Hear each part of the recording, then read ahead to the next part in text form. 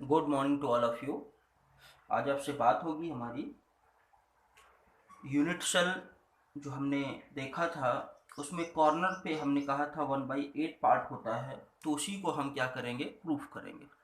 तो ये आपके सामने क्या दिया है, that is unit cell. You can see this properly.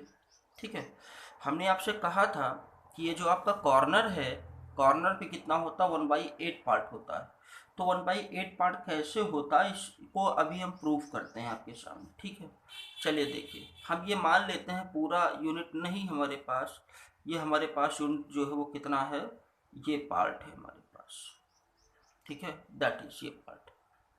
ठीक है, अगर हम चाहे एक पार्ट इधर ले लें, चाहे इसको हम इसमें फिट कर दें, तो मतलब ये वही चीज़। अब हम लोग क्या करेंगे, अब हम आपसे बात करेंगे इस पर। ठीक है, इस पर बात करेंगे क्योंकि ये कॉर्नर का है। तो अब यहाँ पर क्या करते हैं,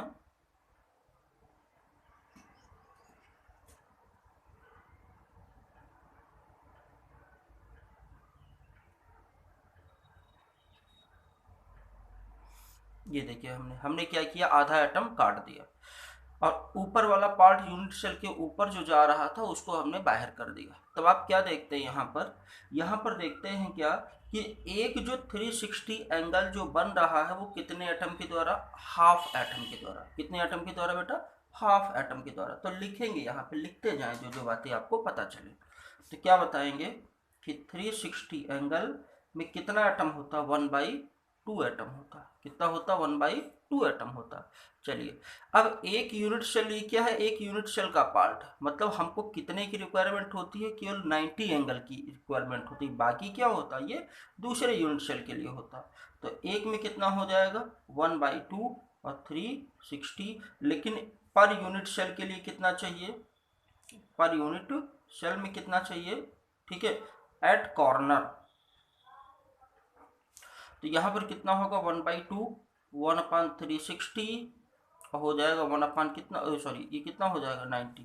तो ओवरऑल कितना हो जाएगा, इसको कैंसिल आउट करेंगे, that become the 1/8 part. This will be your answer हो जाएगा। चलिए कुछ बातें और करेंगे आपसे। फिर एक क्वेश्चन आपका रह गया था, उसी पर बात होगी।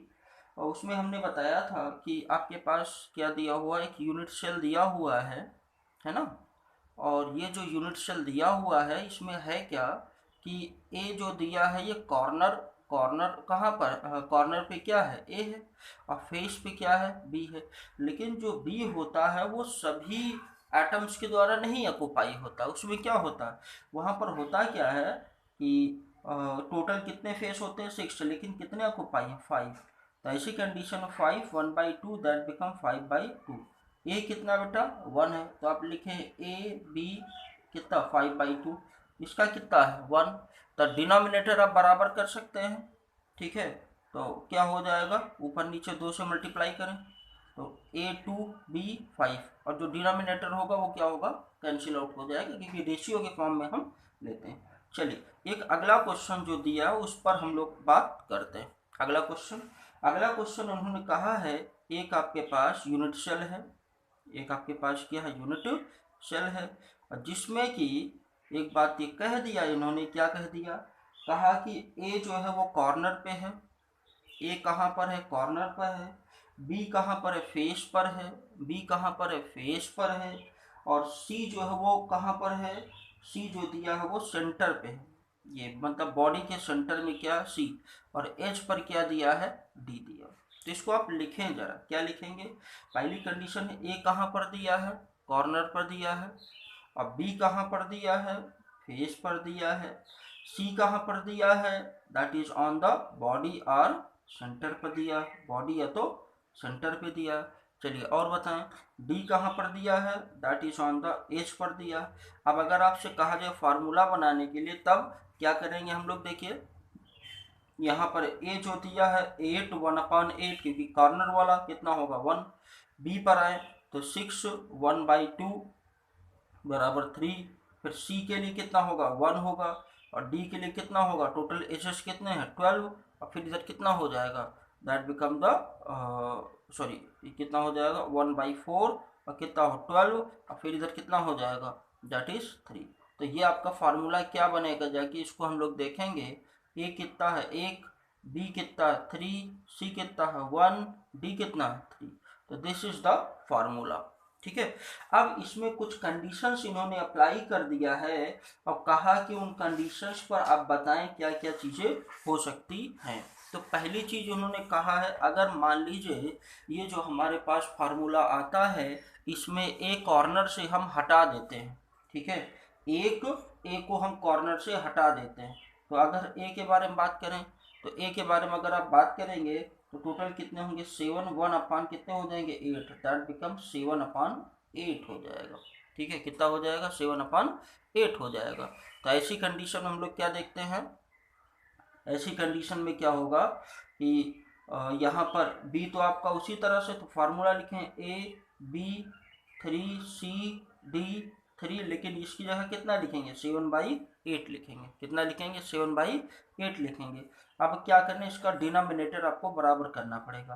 पहले में कितना 7/8, दूसरे में कितना 3, तीसरे में कितना 1, चौथे में कितना 3। तो आप सबका डिनोमिनेटर बराबर करने के लिए 8 से क्या करेंगे ऊपर नीचे मल्टीप्लाई करेंगे। क्या करेंगे 8 से ऊपर नीचे मल्टीप्लाई करेंगे। तो डिनोमिनेटर सबके कॉमन है, ये हट जाएंगे।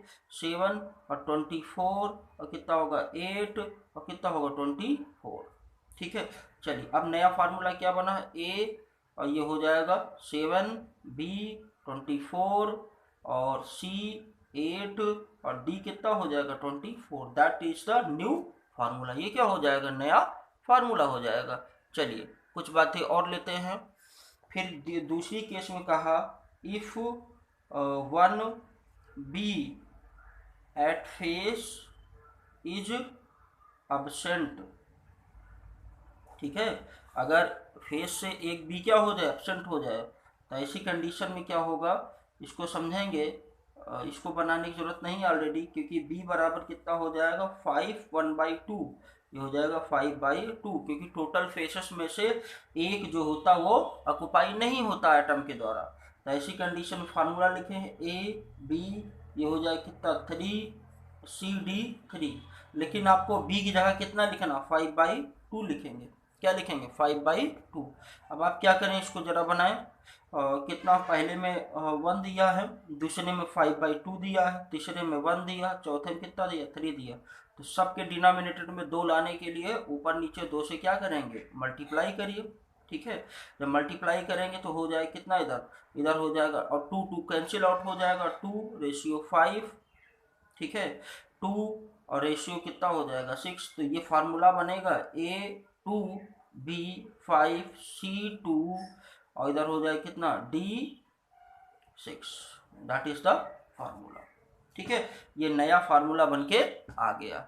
चलिए तीसरा पार्ट पर अगर हम बात करें आपसे, इन्होंने कहा एक डी को गायब कर दें। इफ 1 D इज रिमूव्ड, मतलब जो एज वाला है उसको हमने रिमूव कर दिया। तो आपको पता डी जो है वो कितना है, टोटल 12 होते हैं लेकिन 11 ही हैं, और एक पार्ट पे कितना होता है 1/4 होता है। तो इसको लिखेंगे 11 कितना होगा 4 होगा।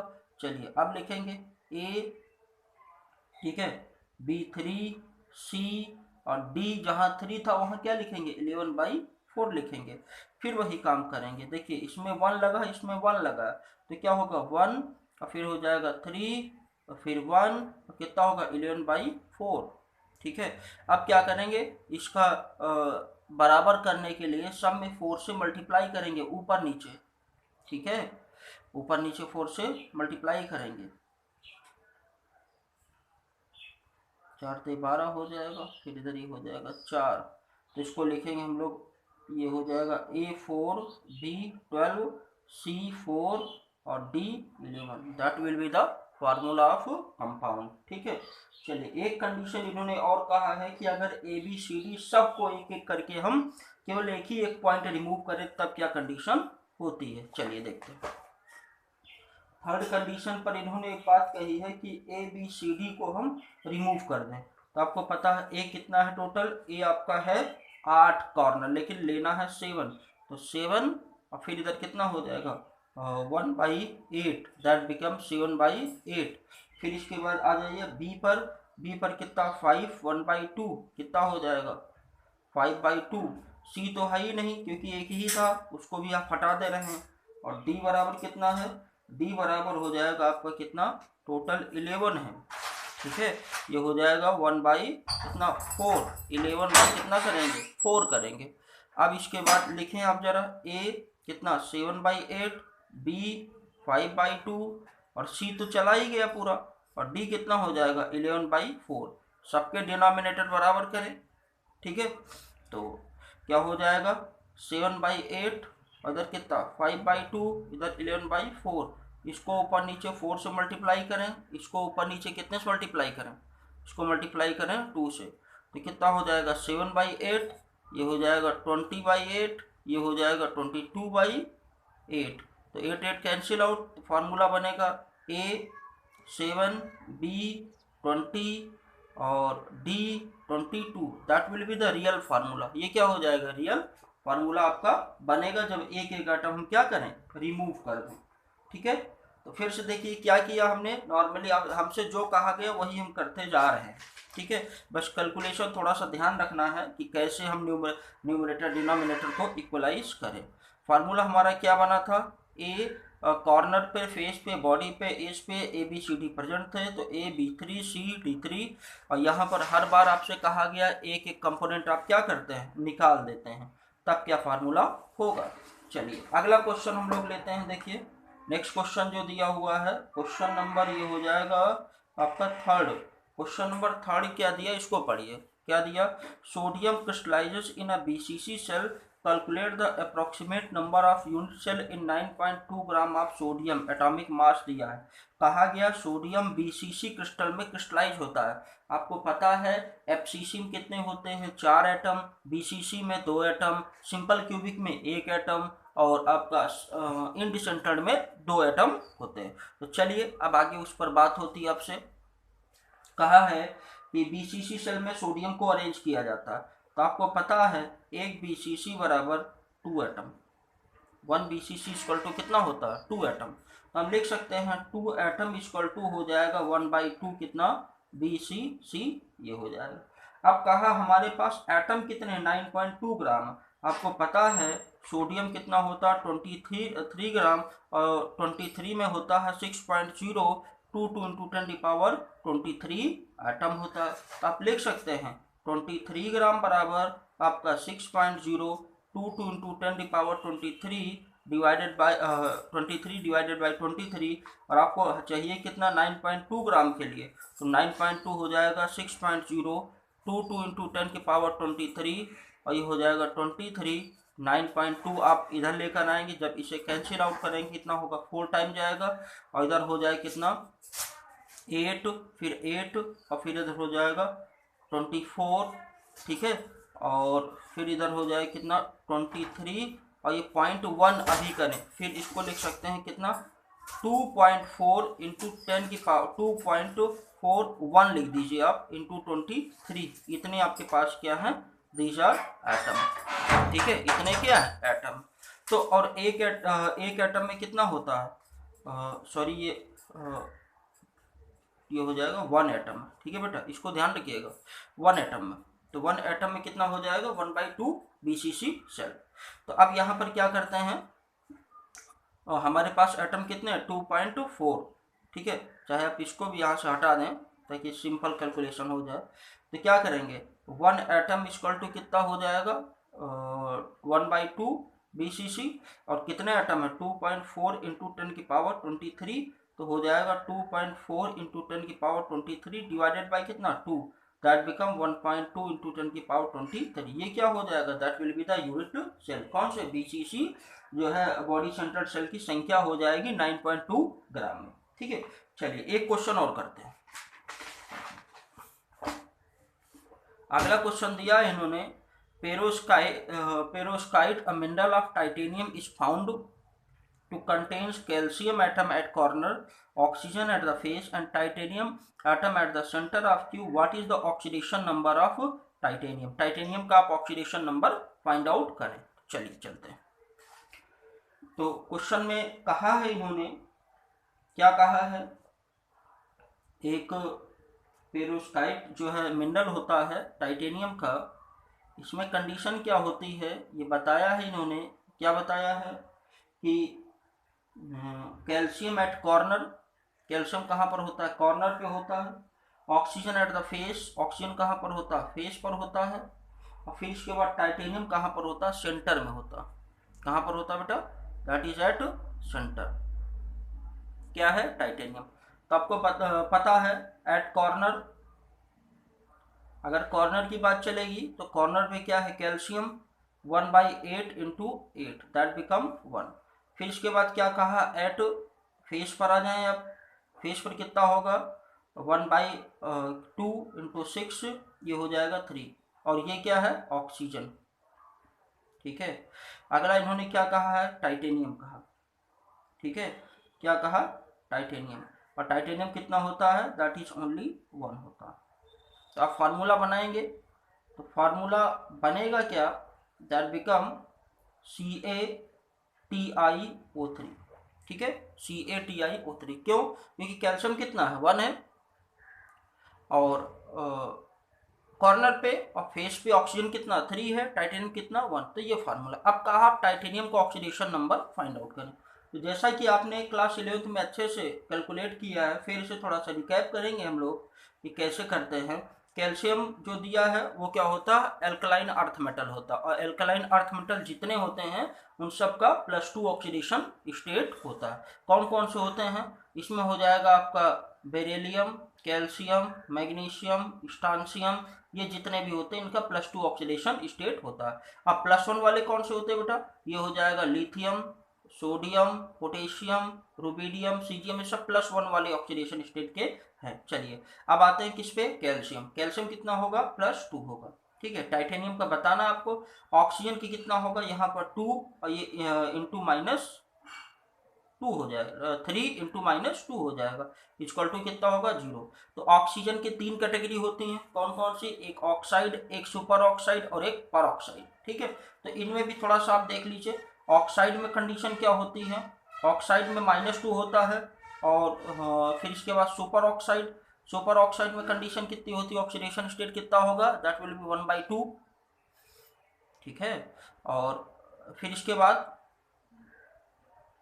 परऑक्साइड, परऑक्साइड में कितना होगा, -1 होगा। ठीक है, तो इसको आप याद रखेंगे। ठीक है, चलिए फिर क्या बताया हमने, +2x -6 = 0। ये हो जाएगा x -4 = 0, और x वन कितना होगा, +4। That is the oxidation number of titanium. ये क्या हो जाएगा, टाइटेनियम का ऑक्सीडेशन नंबर हो जाएगा। ठीक है, तो इसमें आई होप कोई दिक्कत नहीं होनी चाहिए। तो हमको नॉर्मली ऑक्सीडेशन स्टेट कब फाइंड आउट कर सकते हैं, जब आपको फार्मूला दिया गया हो। ठीक है, तो इतना काम आज करें, बाकी फिर अगला पार्ट हम नेक्स्ट लेक्चर में स्टार्ट करते हैं।